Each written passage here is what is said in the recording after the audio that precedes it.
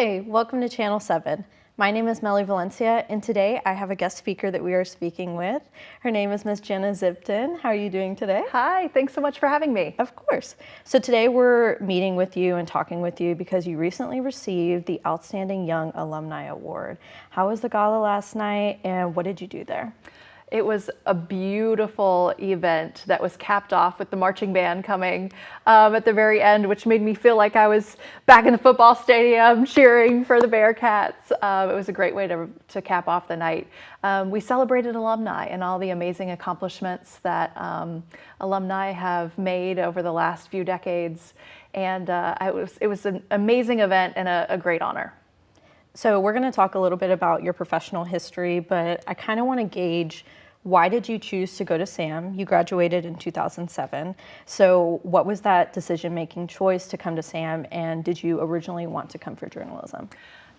So my dad took me on a bunch of college visits throughout my junior year mostly, and I checked out some bigger schools in Texas and didn't really feel comfortable there. It felt too big. I was from a small private school in Dallas, and so being with thousands and thousands and thousands of other students was kind of intimidating, and I wanted to know people I was around all the time. I didn't want to just be a huge number on campus. So I checked out a big school, and then I checked out a smaller school, and then my last stop was here, and I knew as soon as I walked in, I was like, this is it. There was just a buzz and everyone working together and doing things, and the TV studio that we had and the radio station, and there were just so many real life experiences that I could start in college to prepare me for my next step. And so yeah, Sam Houston was it as soon as I came to visit. And then of course I got my acceptance letter, and journalism, yes, it's something that I was very fortunate. I knew what I wanted to do from the time I started here. Mm-hmm. And what did you do while you were here at Sam Houston, and how did that impact you going into your career field? I think the list would be shorter if I listed what I didn't do while I was at Sam Houston. So let's see, I was an orientation leader, I was an Orange Key, I was an Alpha Delta Pi, president eventually of that. I worked at the radio station here for a couple years. I did TV news for a couple years, more than a couple. And then I did an internship between my junior and senior year that just kind of reinforced everything I had learned here and felt so prepared. It was an amazing experience to be here. I really threw myself into the college experience. I was fortunate enough that I didn't have to work a ton of hours and go to school and try to study well and do all the things. So I was really able to concentrate on my school life. I didn't go home a lot. I didn't do that. I really threw myself into college and said yes to a lot of things, explored different things, and it really set me up for success. Yeah, and I think especially now, like, the message to get involved and get, in organizations on campus to do different things is still really prevalent here. And that's kind of something that I like to do. I like to, do as much as I can to advance my future career. Well, you get to know people, right? Mm-hmm. Like, you get to know the college, you get to know people you're going to class with, you get to know what other majors do, and you get to meet other people. I think, as long as you can get involved in at least one thing, hopefully more, it's really going to enrich your college experience. For sure. And so we talked a little bit about your work experience. I know that you did an internship in Dallas area, which is home for you. So how did that lead into your future career, and how did you end up in Virginia? So I did an internship at KTVT in Dallas, the CBS O&O there, and I was in their investigative unit. And so I spent all summer combing through pages and pages and pages of documents to get to the one line that led me to the next pages and pages and pages of documents. And I had some great mentors there, Robert Riggs, Ginger Allen, who had been in the business for a long time and knew what they were doing. And so they let me do interviews. I interviewed the president of, I believe it was Shell Oil, as an intern. They sent me to a hotel room, like conference room, and I did the big interview there with nobody else. It was me and our photojournalist, and that was it. And like, wow. They trusted me with that. But it taught me how to dig deep and how to ask important questions and look for things that stand out and connect the dots. A lot of, especially investigative journalism, is putting a puzzle together. So you might hear a piece of information over here, and somebody might send you an email over here, and sometimes you can piece together a puzzle that's a bigger story. Sometimes you can't, but being invested in your community and learning the different players in your community and the issues in your community, you can get a really good story. And I really learned how to be a better journalist and learned about investigative journalism during my internship. So tell me a little bit about Virginia. I know we talked previously about how you didn't really expect to stay in Virginia, but then it kind of ended up being home. And you were at WSLS, and that was for 13 years, I believe, correct? Yeah, so my career went from here at SAM to Alabama to Louisiana and then to Virginia. And 13 years at WSLS, and it has been incredible. The community is great there. The ownership groups I've been part of have been great, and it's home. You know, that's where my best friends are now. That's where we've settled our family, and it's just been a great place to live, work, and play, because we like to hike, and so we're in the mountains now, so we can be outside with seasons. Yeah. I did not bring enough hairspray for this Texas humidity. So, you know, we have actual seasons now that I'm in Virginia, and it's just been really fabulous. I know you and I talked previously over the summer. How is it to kind of see new journalists come into that station? And, you know, Graham kind of has that station as their like primary station to train journalists. So how do you kind of serve as a mentor there? Yeah, well, I am a big believer. So many people gave their time to me when I was new. And so I want to be able to do that for the people coming in.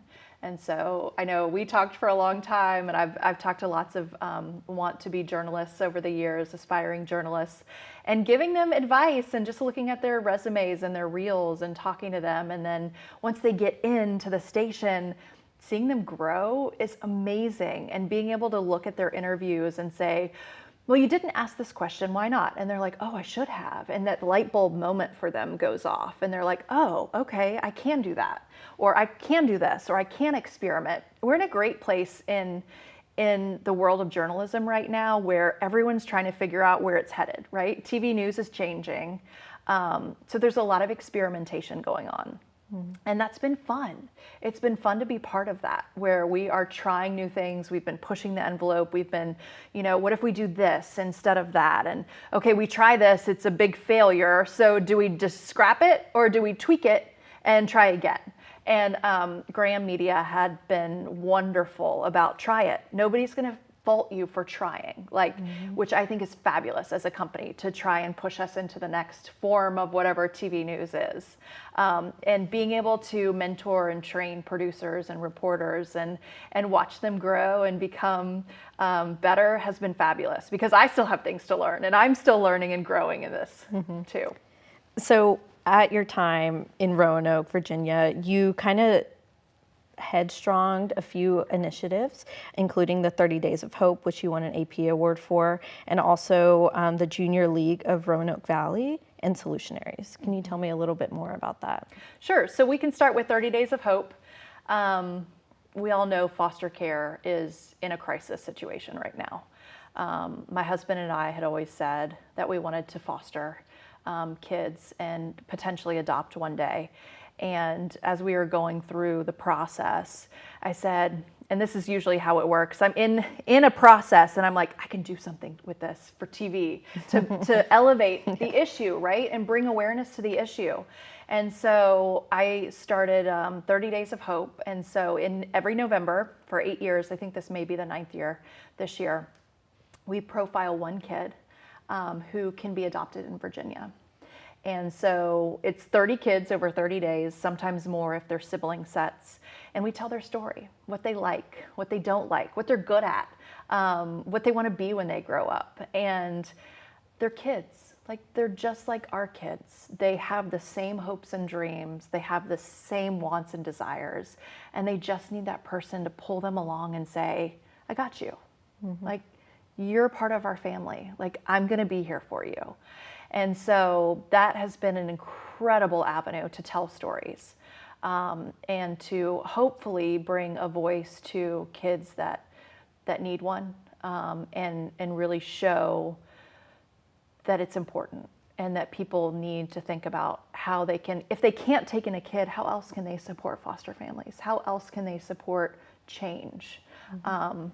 And so it's been really incredible to showcase the success stories, but also the challenges, and really draw awareness about the challenges in the foster care system, because we all know there's some. And so trying to tell those stories and make it better for the next kids coming along.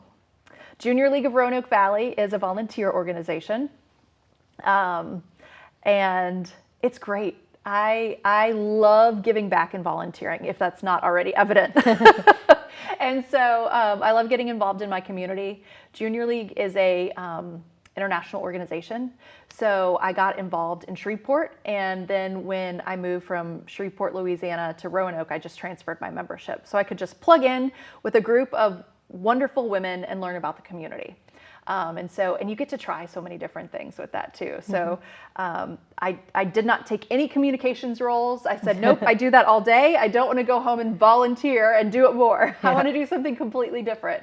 So I got to do lots of different things. And then I ended up being president during COVID, which was a whole experience in itself. But it was wonderful. We got to try lots of different things that they're still doing now. And Solutionaries is a Graham Media brainchild. So we all went through solutions journalism training, which is fantastic. You should look into it. If they're not doing it here, y'all should do it here. Solutions journalism is taking a look at solutions that may be working somewhere else for a problem that we're experiencing in our community. So we talked about crime. We've talked about housing affordability. We've talked about poverty and food insecurity. What's working in our community that could be replicated, or what's working in other places that could be brought into our community. So when you have that city councilor that's like, we can't do that here, you can say, but they're doing it 2 states over and it's working. So it's a different way of telling stories. You're still holding people accountable. It's still journalism, but it's a solutions approach. We're all tired of turning on the TV and seeing problems. Give me a solution. So this is a way to give people hope, to show people what's working in our society. And so I went through the training and then was part of the team at WSLS to implement it. And it became Solutionaries. And so we would do long form journalism, which was also really exciting because it's not, a 2-minute story. You really get to let the story tell itself. And so some of those stories were 4 minutes and some of them were 12 minutes. It just kind of depended on the story. And it was a lot of, not me.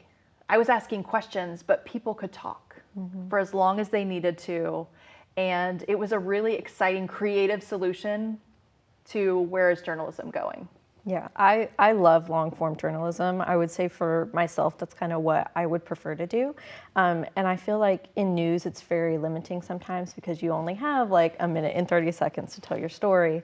But I also really love what you said about the 30 Days of Hope and kind of giving voice to the voiceless. That's something that I kind of pride myself in trying to do, telling people stories. Everybody has a story to be told. And so it's just a matter of, using your platform to get that story out. And I think you've done wonderful at that with the 30 Days of Hope. Thank you. So kind of switching to your investigative reporting, I know in 2013 you did some investigation over human trafficking in Virginia.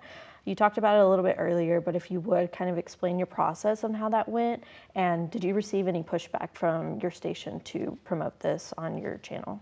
No, they were very supportive. They are 99.9% always supportive. They tell me no sometimes, but that's their job. So human trafficking was just kind of becoming mainstream. People were starting to talk about it. It's happening in the US. Everyone thought that's a problem that other countries are facing. No, it's happening here. I got curious, like I always do, and I was like, let me find out. Let me see if there's somebody that knows something about this.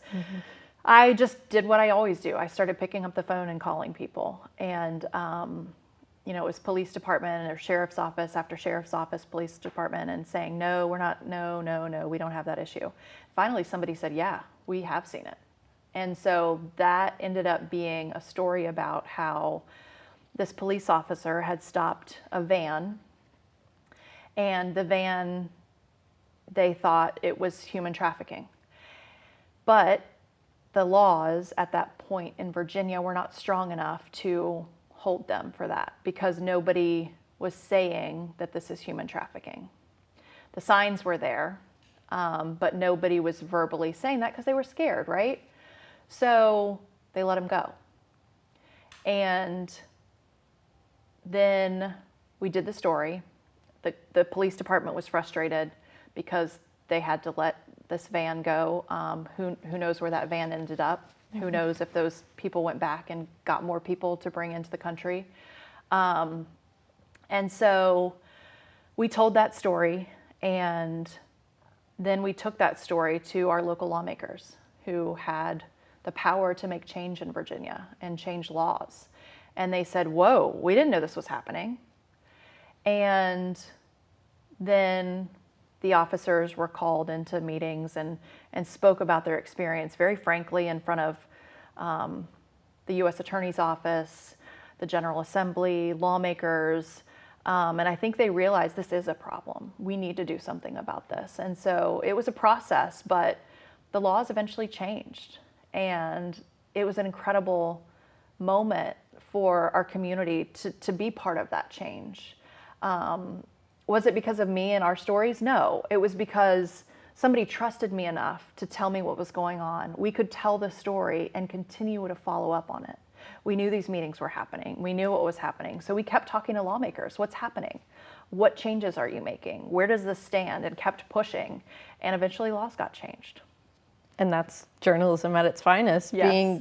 Being curious and following through with your story. And, you know, in one of my classes, we are talking about if you report on something, you have to follow it through, because you've already kind of given it to your audience and they already know what's happening. You know, you got to follow through. And in this case, it ended up being good for Virginia as a whole. Yep. So you've had 20 years in TV news, and now you're in a communications position. Why the change? Whew, that is a loaded question. I have a 7-year-old, so that's number one. Waking up at 2:30 in the morning for TV news. It's hard. I did it because I loved my job, but I missed a lot at home. A lot at home. And I have a fabulous partner. My husband is great, you know, but he sent her off to school every day. He put her to bed every night. I missed so much. I'm going to cry. So I wanted to be home more. I wanted to be present more. And I'm not a zombie all the time now.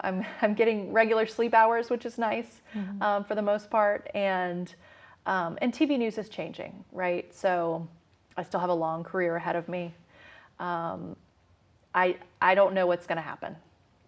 And this is a way I can still be a communicator. I can still use all the skills that I have honed in for the last 20 years and still impact my community. I mean, I'm still going to be part of crisis communication. I'm still going to be part of telling stories, just in a different way. So I'm really excited to be doing it. And I think journalism is always going to exist in some form or fashion. It has to. There are too many things on the line for journalism to just go away. But how it exists, we'll see what happens with that. But I think it's an exciting time too to be a journalist, because you're getting to do so many different things and try so many things and different platforms. And so we'll see what sticks, and the people will ultimately decide that, right? Yeah. Where do they get their news from? How do they get it delivered? But yeah, for me, it was just time to make a change.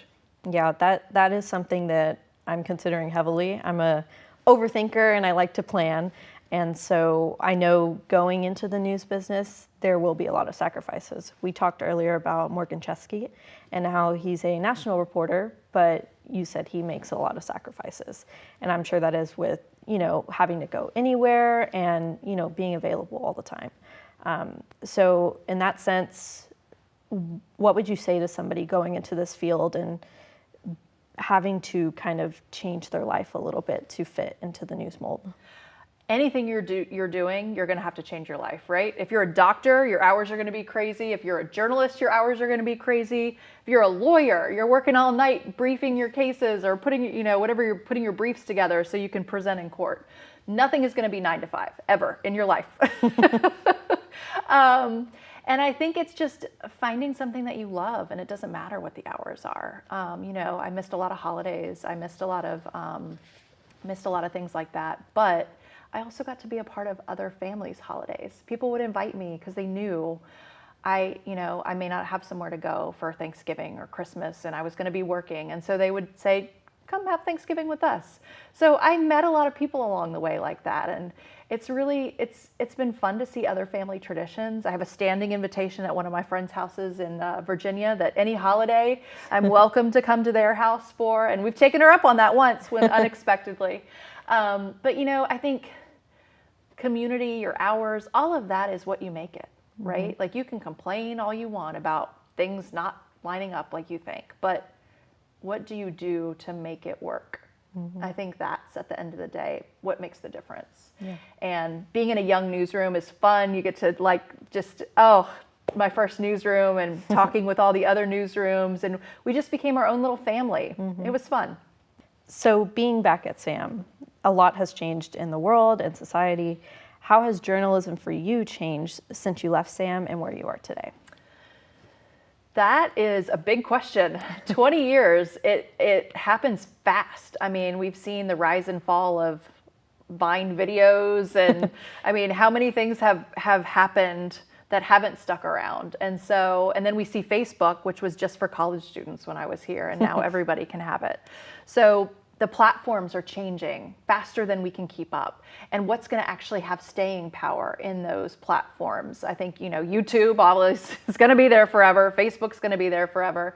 But some of these other things, like, will TikTok be around in 10 years? Who knows? And so meeting the audience where they are and we've done a lot of experimenting with what works on social media. Mm-hmm. And how do you tell a story in 1 minute? Or hook people in from social media to give them enough of the story that they want to go to your website. Mm-hmm. Whereas it's not just TV anymore. People are watching TV while they're also on their phone, and they might also be on their laptop. That might be me. I think we're all competing for attention. There's so many things out there to grab your attention. And mm-hmm. so how do you get that viewer's attention is changing. If you can crack that code, you'll be rich. Mm-hmm. So my final question to you, what are you most excited for in this next part of your life? More time with my family. I love learning. I am a lifelong learner, always will be. And so trying a new job, it's shock. I mean, I was like, whoa, I've known one thing for 20 years. But it's exciting. And will I end up back on TV one day or as a journalist again? Maybe. I haven't completely shut that door. But mm-hmm. right now, I just need to make the switch. And it's been fantastic so far. Well, thank you so much for being here, Jenna. It has been a pleasure getting to know you from the summer and into today. Congratulations on your award. And we're also proud of you here from Sam Houston and our journalism department as well. Thank you. I'm so excited to talk to students like you and hear the stories and aspirations and career goals. I mean, Sam Houston's cranking out a lot of awesome graduates, mm-hmm. so I can't wait to see what you do in the next 5, 10, 20 years. Thank you so much. And thank you for watching. This has been Channel 7. We'll see you next time. She's a rock star. Oh yeah, she's fantastic.